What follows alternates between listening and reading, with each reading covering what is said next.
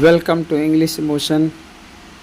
एक बार फिर से स्वागत है आपका और एक नए टॉपिक के साथ। Fill in the blanks with correct forms of verbs given in brackets. तो थोड़ा सा नया ट्राई करते हैं और देखिए बहुत मतलब हल्का मटेरियल है, लेकिन इसमें भी आपको थोड़ा सा अलर्ट होकर के काम करना पड़ेगा। तो चलिए देखिए इसमें शुरुआत करते हैं। जैसे यहाँ पर देखिए पहला क्वेश्चन दिया हुआ है, ये द सन इज़, फिर लिखा नाउ और राइज दिया हुआ है। तो ये नाउ जो लिखा हुआ है, अब यहाँ से हमको ये देखना है कि इज़ दिया हुआ है तो द सन इज़ और फिर राइज का क्या होगा, राइजिंग नाउ। तो यहाँ पर जो वर्ब दी रहती है इसको करेक्ट फॉर्म करके इसमें भरना है कि कौन से टेंस में क्या सेंस देता हुआ सेंटेंस बनना चाहिए। तो the sun is rising now, सूर्य अब निकल रहा है। दूसरा है द प्रेसिडेंट, विजिट लिखा हुआ, ठीक है। तो यहाँ टुमारो शब्द दिया हुआ है, तो टुमारो से आप क्या कर सकते हैं, फ्यूचर टेंस का कंसेप्ट है, तो हो जाएगा the president will visit our college tomorrow. या फिर कंटिन्यूअस टेंस को भी फ्यूचर कंसेप्ट में यूज किया जाता है, तो हो जाएगा ये भी कि the president is visiting our college tomorrow. जैसे होता है कि my father is coming from Mumbai tomorrow, तो इसलिए ऐसा भी हो जाएगा the president is visiting our college tomorrow. ये प्रेजेंट कंटिन्यूअस टेंस में भी आ जाएगा, फ्यूचर के साथ में विल का प्रयोग करके भी सेंटेंस बन जाएगा। नेक्स्ट है यहाँ पे सी लिखा है और टेक लिखा है, और जो सी है और ये टेक दिया हुआ है, हर एग्ज़ामिनेशन लास्ट ईयर से ये पता चल रहा है कि ये पास्ट टेंस में बनेगा, तो यहाँ पर आपको भरना पड़ेगा टुक। ये हो जाएगा she took her examination last year. और चौथा नंबर है आई, फिर नॉट और सी लिखा है, लेकिन यहाँ पर लिखा हुआ है सिंस 1983। तो इसको आप सी को कंटिन्यूस फॉर्म में यूज नहीं करते हैं, तो इसको परफेक्ट में यूज़ करेंगे। आई have not seen her since 1983। तो यहाँ हो जाएगा कि मैंने उसे 1983 से नहीं देखा है, तो यहाँ पर आ जाएगा आपका हैव और प्लस वर्ब की थर्ड फॉर्म, ये चीज़ भरेंगे। तो आई हैव नॉट और फिर सीन, क्योंकि निगेटिव है इसलिए नॉट भी लगेगा। I have not seen her since 1983। इसके बाद है I will wait here until. जब इधर का सेंटेंस प्रेजेंट होता है या इम्परेटिव होता है या आपका फ्यूचर होता है, तो इधर का जो सेंटेंस, इधर की जो क्लॉज होती है वो प्रेजेंट इंडेफिनिट बनती है। और इधर अगर पास्ट टेंस होता है तब इधर का सेंटेंस यानी क्लॉज पास्ट टेंस होती है। हाँ, इधर जो होता है वो कभी फ्यूचर टेंस नहीं होता है। तो आपको ये तो पास्ट करना है या प्रेजेंट करना है। पास्ट तभी करना है जब इधर पास्ट होता है, तो अब निश्चित तौर पर आपका सी रिटर्न्स होगा। I will wait here until C returns. इसको रिटर्न को यहाँ भर देंगे और एस या एस लगाना होता है, तो चूँकि इसमें एस लगेगा तो सी रिटर्न्स हो जाएगा। Use a candle in case electricity. In case यहाँ पर जो है ना इफ़ का सेंस देता हुआ कंडीशनल कॉन्सेप्ट देता है, तो हो जाएगा use a candle in case electricity fails. तो यहाँ पर FAIL और S यानी प्रेजेंट इंडेफिनिट टेंस में बनाया जाएगा। इसके बाद है आपका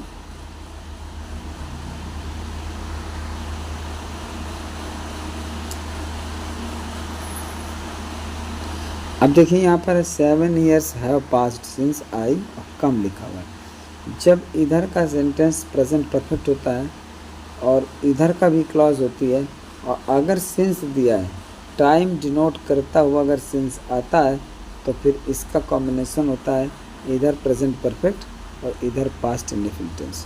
तो यहाँ पर आपका वर्ब की सेकंड फॉर्म रहेगी। तो 7 years have passed since I came here, अर्थात मैं जब से यहाँ आया तो 7 वर्ष गुजर चुके।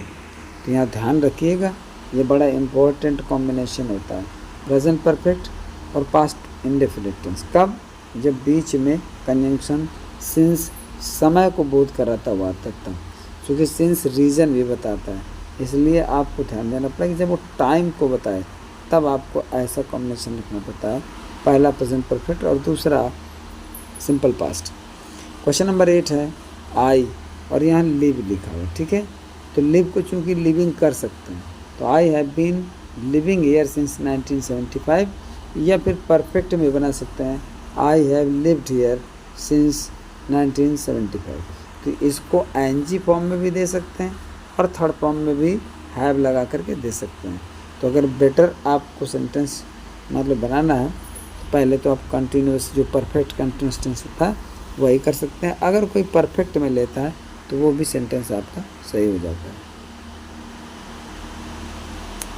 इसके बाद है आपका sentence while I write books C, और फिर खाली जगह टीवी वॉच भरना है। जब वाइल आता है और दो एक्शन दिए रहते हैं तो दोनों एक्शन का लेवल अपना अपना बिल्कुल सिमिलर रहता है।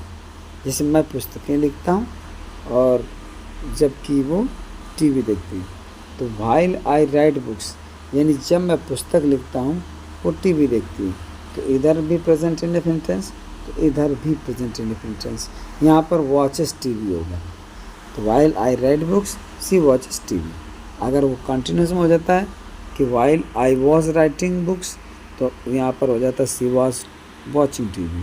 लेकिन ये पहला सेंटेंस जिसमें है उसी में दूसरा हो जाएगा, वॉचेस टीवी हो जाएगा। Doesn't he look as if he, और फिर लिखा है बी, तो यहाँ बी की फॉर्म जब एज इफ आता है तो सभी सब्जेक्ट के साथ, ये एच इधर रह गया, ई इधर आ गया, यहाँ पर ई है तो ही हो जाएगा, और एज इफ के साथ में हर सब्जेक्ट के साथ बी की फॉर्म का वर आता है।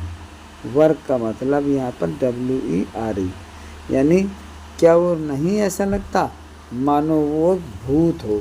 तो यहाँ पर इमेजिनेटिव एक पास्ट जो है सिचुएशन दिखाया जाता है। ऐसा मतलब इसका कॉन्सेप्ट होता है कि पास्ट में एक इमेजिन होती है, तो जाकर इसको हर सब्जेक्ट के साथ में बी की फॉर्म वर आया करती है। अब यहाँ पर है शी हैज़ बीन, अब हैज़ बीन आया है तो निश्चित तौर पर टॉक की ING फॉर्म आएगी। She has been talking all the time, तो यहाँ पर हो जाएगा वो हर समय बात कर रही है, यानी हर समय बात करती ही रही है। तो she has been talking all the time, वो पूरे समय बात करती रही है, तो यहाँ पर हैज़ बीन और टॉक का टॉकिंग कर देंगे। वी सा हिम, फिर लिखा है द रोड, तो यहाँ पर आपका जो ये क्रॉस आएगा ये क्या करेंगे, आप चाहो तो इसको जीरंड बना सकते हो और या फिर इसको आप इन्फिनिटिव बना सकते हो। यानी we saw him cross the road, तब भी अर्थ निकलेगा कि मैंने उसे रोड क्रॉस करते हुए देखा, और अगर we saw him crossing the road तब भी सेंटेंस वही निकलेगा। तो इन दोनों में जो चाहो वो भर सकते हो। अब इसका तरीका ये है कि जब लेट और सी और हियर और वॉच, फील और बिड, मेक, जब ये मेन वर्ब के रूप में आते हैं तो इनके साथ बेयर इन्फिनिटिव का प्रयोग किया जाता है, और बेयर इन्फिनिटिव का मतलब होता है इन्फिनिटिव विदाउट टू। तो we saw him cross the road भी सही होता है और we saw him crossing the road भी सही होता है। इसके बाद न्यूटन सा एन एप्पल, तो जो आपको 12 नंबर में कॉन्सेप्ट था वही आपका 13 नंबर में है।